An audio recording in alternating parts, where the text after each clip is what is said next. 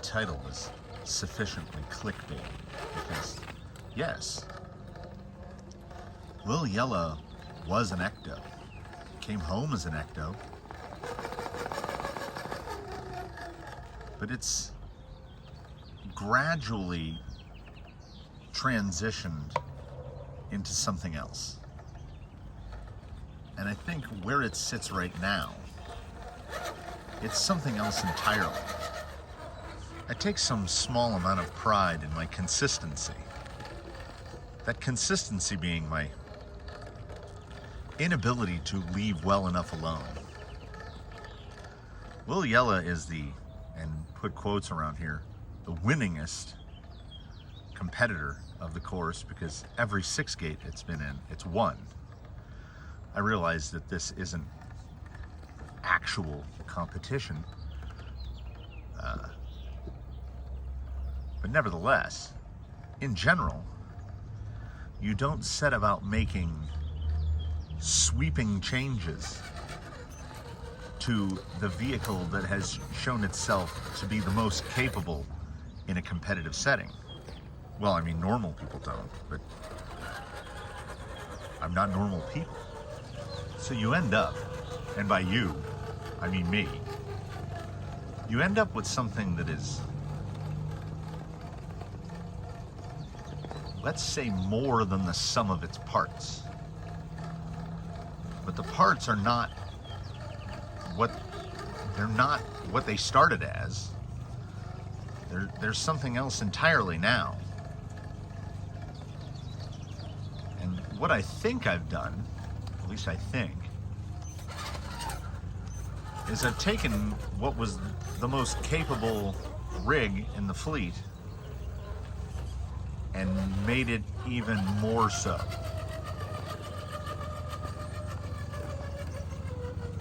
It's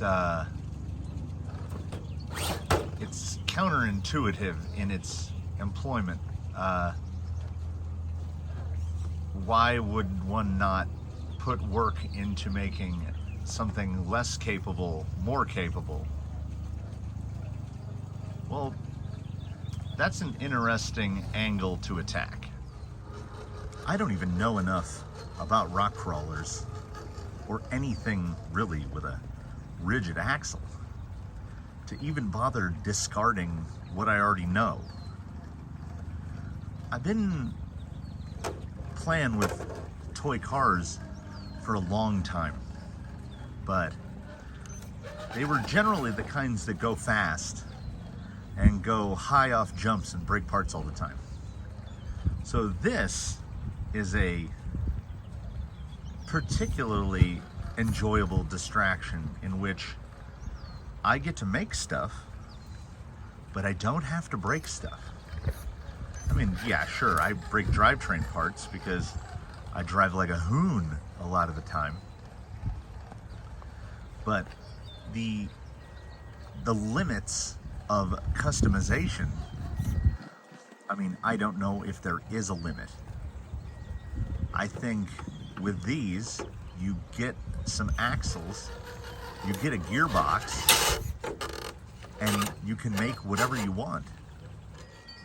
And at least conditionally related to that, have you ever forgotten to tighten one of the bolts down on the motor mount, so that as soon as the motor gets under its first real stiff load where the front wheels are bound up and you hit dig and it shifts the motor in the mount and absolutely devours the spur gear? Because that's what I just did right now.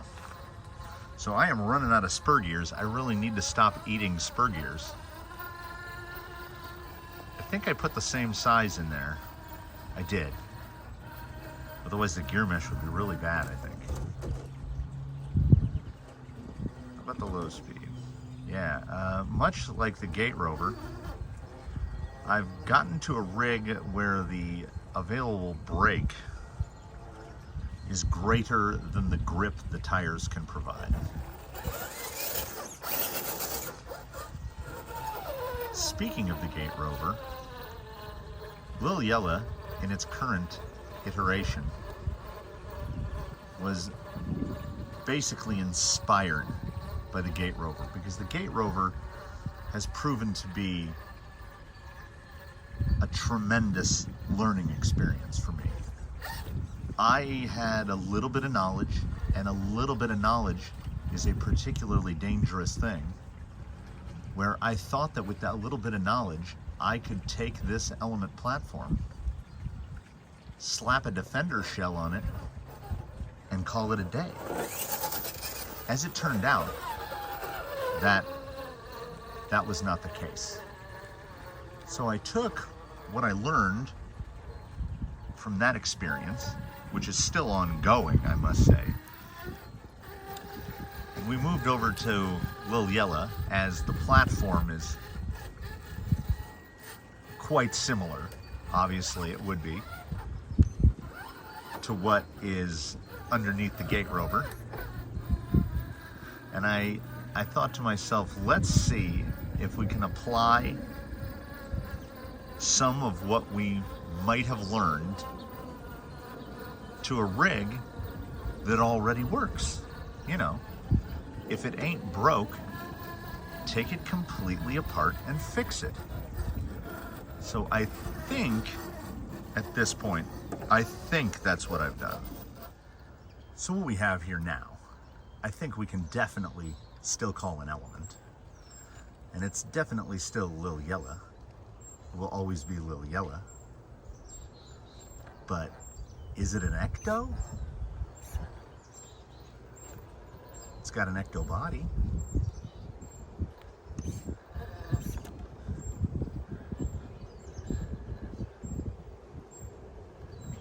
But what's underneath that body is not a lot of Ecto.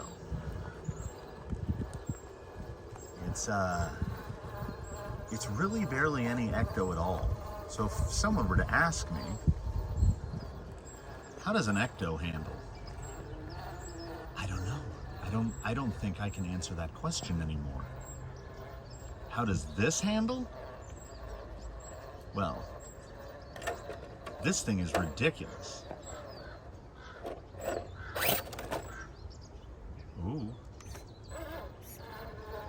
It has all the tools to get into and out of as much trouble as I can create. Did I get it up enough? Like, that is in such a bad place. But we're gonna keep going until it either crests or falls off. Need a little more there. I mean, it's going up against a 5-inch high platform, basically. Come on.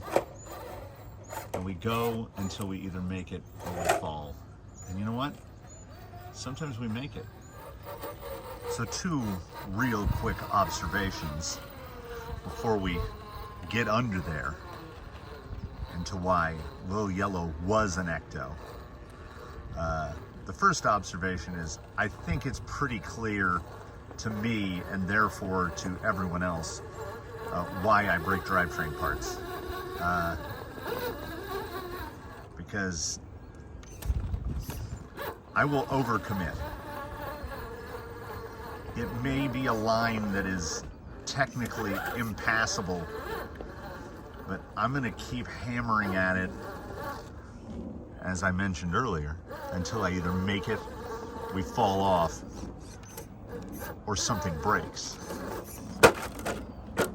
Like that. The other wholly unrelated observation is, I think one of my neighbors got a goat. Or a sheep? I don't know. Something that baas. I keep hearing it from a distance, and it's bizarre. Like many, many years ago, we used to have all sorts of wildlife. One of the crazy old neighbors had a bunch of peacocks. The peacocks were pretty cool. They have a brain the size of a peanut, And they would just wander into your yard and fan their tails around and leave their big peacock feathers everywhere. They were pretty cool. But then as suburbia encroached further and further, the peacocks kind of went away. So it's kind of refreshing, really, to have a goat back. Is that doable?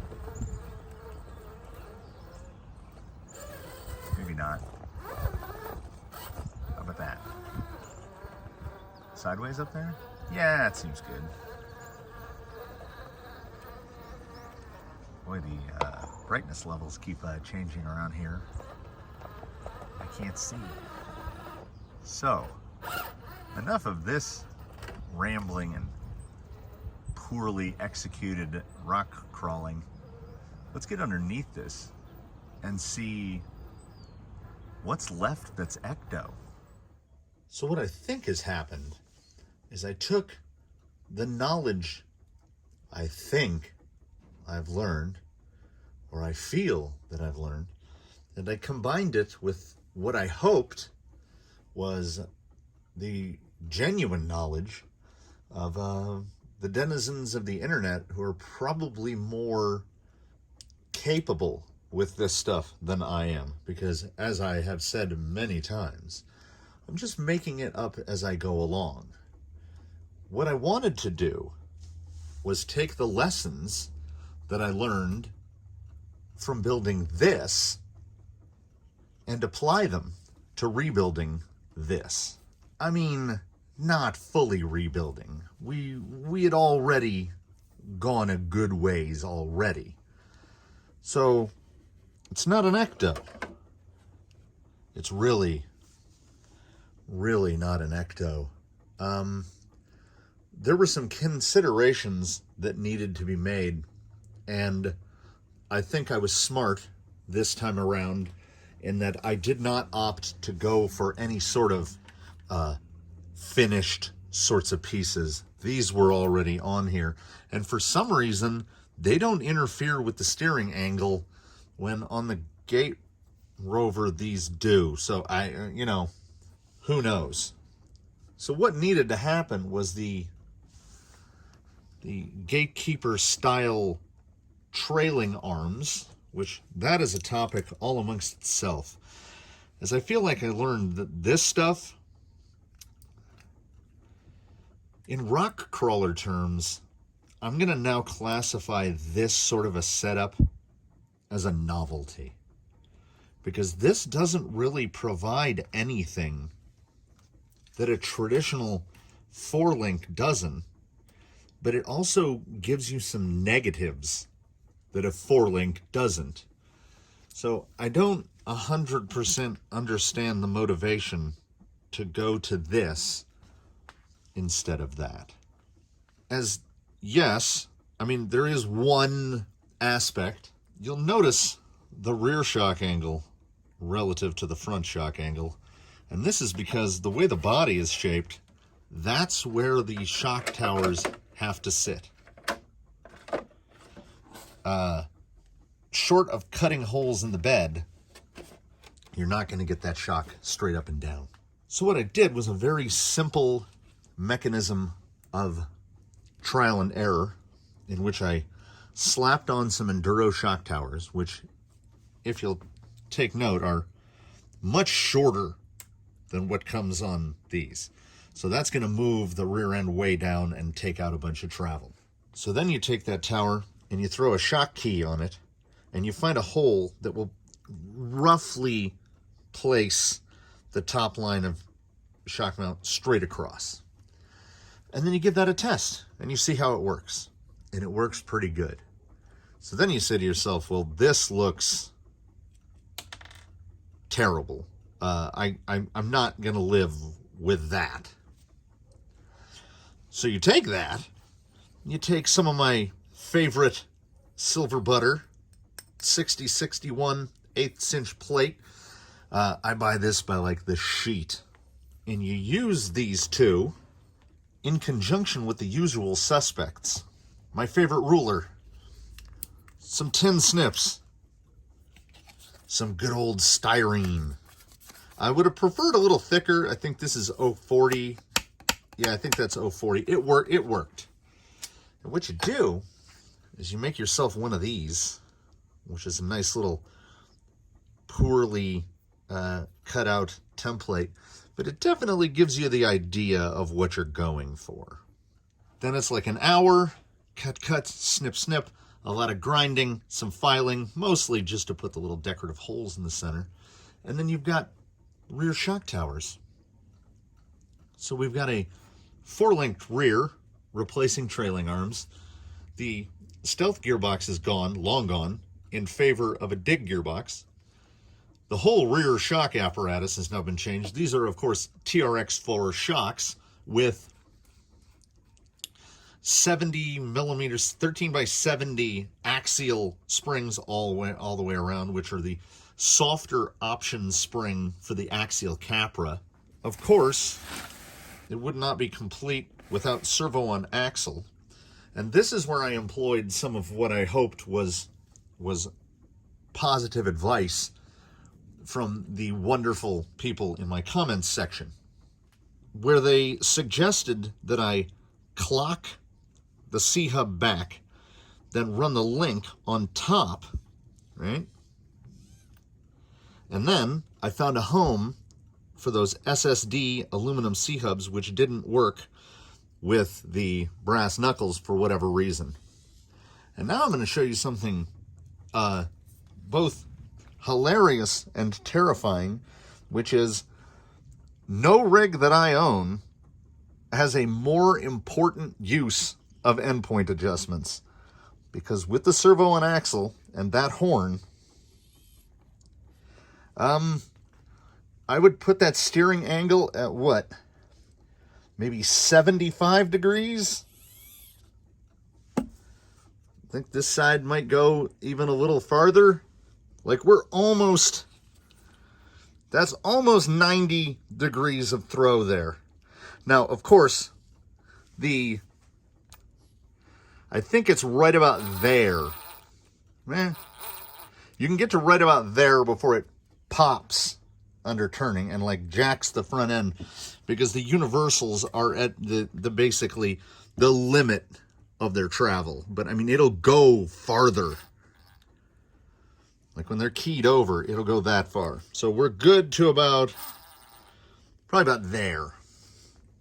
So this is with all stock element axle stuff up front. I don't know, I guess it was just the combination of parts and pieces that ended up with that much steering angle.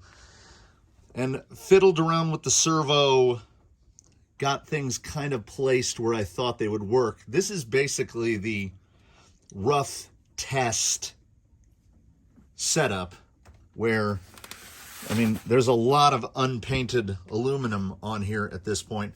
And we've got Traxxas lowers, Lunsford titanium uppers in the rear. We've got my brass lowers, which, if you can see, the high polish zone right there from the tire rubbing.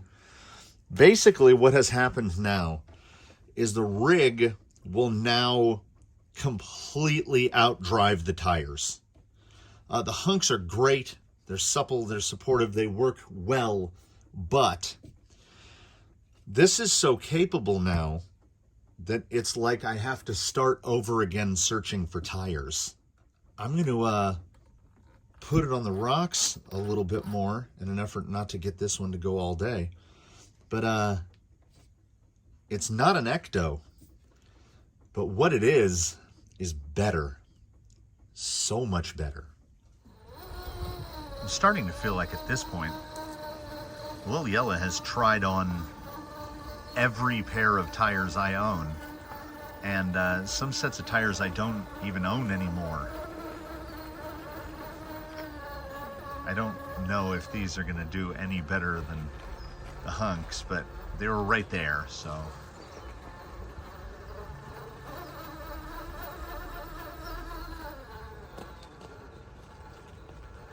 Yeah, they don't really seem to have...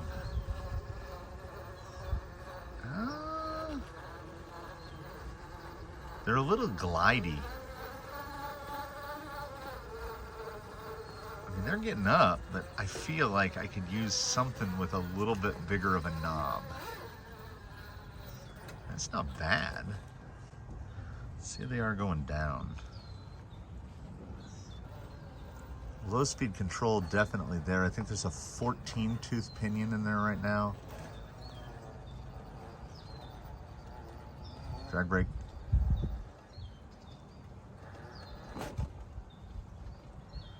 Yeah, this is kind of the same situation. I would put these right in line with the hunks, really. Which isn't a bad thing. I mean, the hunks do well. But I feel like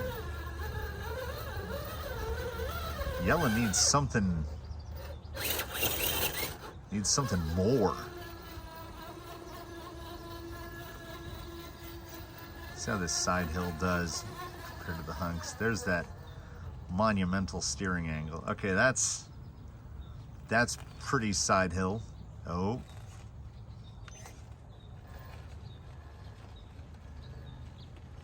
Can I drive it out?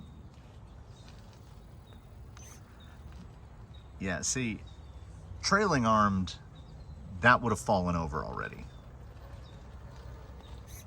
A little dig to pull it back down. If I can pull this around, I think it's just going to be a matter of disassemble the rig to paint the parts and don't mess with it. Nope. I didn't really have any expectations there. That was just being dumb for the sake of being dumb. Yeah, I just want a little more forward bite. Like right here, getting up off the soft. Yeah, it just doesn't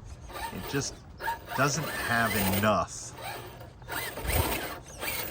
All right, I toted one other set. How about right here? I mean, it's in a very slick spot.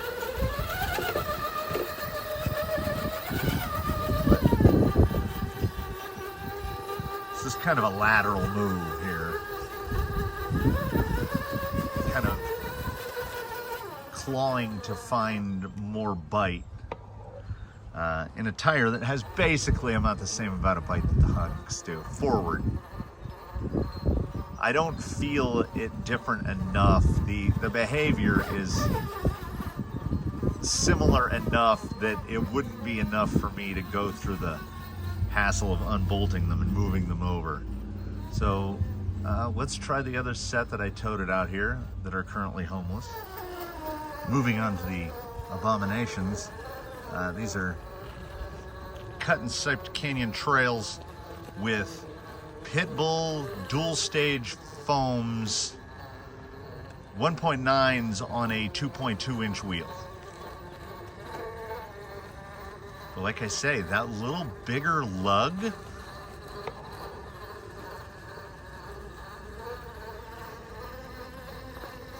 on. I'm gonna try to get around the left here.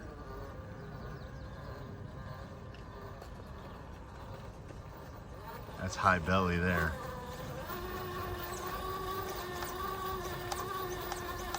Use a servo to move it over. Oop.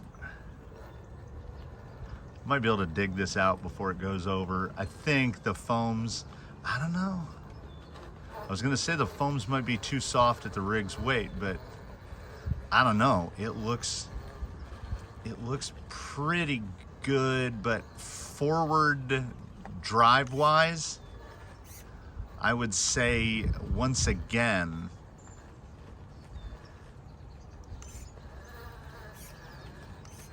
oh, you know, if you're digging and you can't get that corner to go down, you've found a spot. Once again, not enough from the hunks. I mean, they're pretty good. And they definitely have more downward traction, like they'll lock the rig in better. This is going to be one of those instances where I end up having to buy another set of tires, isn't it? So this is Daphne's line, though realistically, I don't think anything can pass it as easy as the Ecto does now. And as I say that, I get too far over and try to roll it. But like, even with a really bad approach, I'm like, look at that. Just clawing over. I was watching the camera, not the rig. Pull it around. That is a lot of steering angle.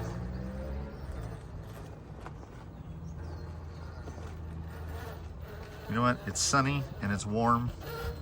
I'm gonna grab one more set of tires. So we've stolen Jolly Green's tires.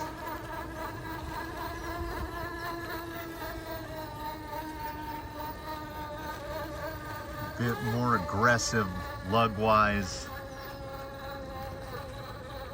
Come on. If it stays, yeah, okay.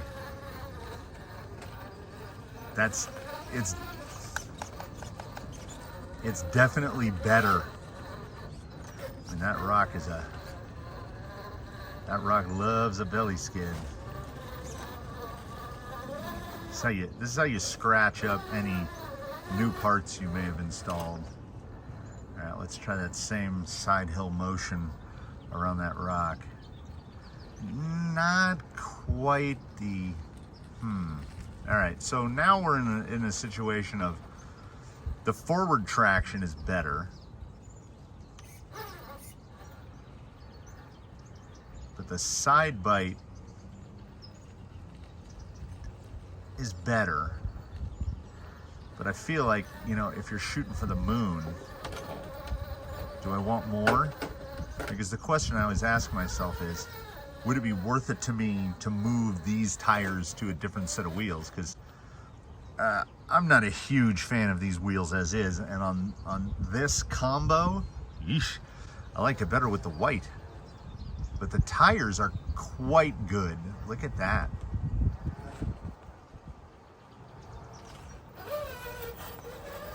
Yeah, I feel like it has even more steering, if that's a thing. So shout it out. Look at that. Just absolutely telling the line where it's gonna go. So shout it out in the comments. I mean, did the handling change look different enough to warrant an unbolt rebolt? Like, say, move, God, I can't remember what these are called. To move Jolly Green's tires over, they are J Concepts, I'm drawing a complete blank. To move these over, and if so, keeping in mind that Jolly Green is about a 9-pounder, what should I look for Jolly Green? Or if anyone has a suggestion for tire for this guy, and I don't know, these guys are doing Scorpios. These guys are doing pretty great on here. Like, that was just straight little slide there, but will it pull up? And still manages to pull up over that rock. So yeah, the Scorpios are doing really well here. So it's really more a matter of replacing Jolly Green's tires at this point, as I think the Ecto is going to, as the non-Ecto, as I think Yella is going to steal these. Now, the added degree of difficulty, the bonus difficulty for this round of questioning is, I don't buy Proline. It's a long-standing thing. I haven't bought a Proline product, like a body, tires, shocks, anything, since maybe 2009, 2010. I've had a self-imposed embargo against Proline for well over a decade now. And at this point, it might have reached a phase of irrationality, like my intense distaste for Lindsey Sterling. No offense to anyone who likes Lindsey Sterling, but it's properly irrational. Like, it makes me crazy. I can't even look at it. Anyway, that's how I feel about Proline, which is a shame because all the licensed Toyota bodies are pretty much Proline, except for an RC four-wheel drive offering here and there. So that's where I sit, fully recognizing that when you take Proline off the table, you remove a lot of your own options. I will give a small defense of my possible insanity. There was let's call it an RC layoff here at the property for a good number of years. I had gotten my kids into a little bit, and then they kind of fell out of it. So it was just me back here by myself, but the course became too difficult to maintain. And then in caffeine-fueled insomnia, I bought one of these, yada yada. It's a long story. So there were still some Proline tires on some of the rigs. I had a Stampede with some trenchers on it. I think I had a set of short course trenchers on one of the Slash builds. And across the board, every single one of those Proline tires was age cracked or dry rotted into nothing. Meanwhile, I have several rigs with Pitbull Rock Beast XORs. They're short course compound. They're showing a little bit of age degradation on the inside, but we're talking packs through those tires. And then the bodies. In most recent memory, if anyone watched the Jump Off, the vehicle that was dubbed the General and had that yellow body with J Concepts stickers all over it, was in actuality a Proline that a buddy of mine had bought for a Stampede, a 4x4 Pede build that he never completed. So I said, hey, what do you want for that body? And he goes, just take it, I'm never gonna use it. So I painted it up, I put it on the General. During that day of filming, the General landed upside down off of the big kicker jump one time and split that body clean in half, cracked all the way up the back of the cab, and basically just destroyed the whole shell from one landing. The General, by the way, as outfitted, weighed under 5 pounds. So my thing about Proline, the embargo stays in place. So that, all of that said, all of that unnecessarily rambling backstory out of the way, if anyone has a tire suggestion, the crazy thing is, I don't know if I've encountered a set of tires yet that I've liked so much that I was like, well, I gotta run out and buy another set of those immediately. I don't have 2 rigs running the same tires. Because of all the rigs I have, I don't consider any 2 of them to be the same. I mean, under here, this is a TRX4, but what it shares in common with Ironsides the Defender over there is like chassis, rails, and axle housings. That's pretty much it. So the tire that works great on one rig might not work great on another, and it is really an expensive variety of trial and error. I think I've tried almost all of the J Concepts offerings at this point, and they are my favorite manufacturer of tire. I don't have a single J Concepts tire here that isn't on the foam that came with it. Like, they work pretty great. These, I feel like they're going to stay. I feel like it's enough to do the unbolt rebolt. I might go a little wild and do the build these inside out trick with the SSD clones to give a little more just to stop the, I mean, these are going to be high polished from the front tire rubbing if I don't mess with that. So the king of steering angle, which, yes, I absolutely recognize that what I did was go the longest possible way around to building an SCX 10-2 with element axles, I suppose. Yeah, I guess that's what it is. But it's inarguable that it's a performer. It can perform well on whatever tire I put on it. But that little side lug felt a lot better than, well, maybe it's just because the side lug here is already getting worn pretty smooth. Then, I mean, I'll have to put the hunks on something. They're still perfectly serviceable tires. So if anybody has a non-Proline suggestion for the poor, tireless Jolly Green sitting over there, 9 pounds plus, I'm all ears for that. I know it's not growlers. They can't handle that kind of weight. I've not been really blown away by Braven Berserkers. I might, if anybody thinks some of the Duratrax offerings might work, the only thing I've used from them is Showdowns, but I've looked at Deep Woods and other couple tires like that. These, when I did the testing that Jolly Green was in, and despite the fact that he's won a couple events on these particular tires, I never felt like they were the best. I felt like these did better than these, so we're gonna swap them around, and hopefully I'll pull this stuff apart and get some stuff painted. Poor little Yella here is looking just like just an amalgam of parts.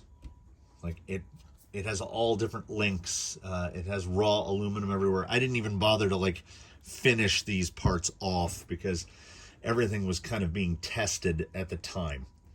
So there you have it. Lil Yella was an Ecto and now is not. I would still say it's an Element, but it's going to get new tires to go along with its new shock towers, new 4-link, new everything. And you know what? It's not that much time to go in and cut the aluminum because mentally record that. Look at that. Like, that's so much better. I feel like Lil Yella deserves more. And I do need to put in an RPP order because I'm thinking beef tube hard axle up in the front. That'll be the only weight Lil Yella ever needs. He has no added weight whatsoever on the entire thing. He's 5.7 pounds RTR, one of the lightest rigs here, and a big chunk of that weight is the all-metal gearbox with dig on it, and of course having the servo to operate all of that. If there's any suggestion, I mean, I guess this whole long-winded episode is it turned out to be an appeal for some tire suggestions, either for this and Jolly Green, because maybe I'm just ruling something out unnecessarily, but not Proline. I can't do it. Like if somebody gave me some, if I was a big enough entity on this particular platform that people would provide me with things for free, I'll absolutely try some Proline tires and maybe my opinions will change. But the knowledge that it's $30+ a set for, say, trenchers or Hyrax or something, and then the foams that come with them aren't going to work, I can't do it. Like, these work, hell, even these work. And I mean, the soft foam helped, 2.2s helped overcome, I mean, that foam is soft. And this guy made them work. So I'm open to any non-Proline suggestion. And I hope to hear from y'all. And I want to thank you for watching. And hope that you'll tune in for the next one.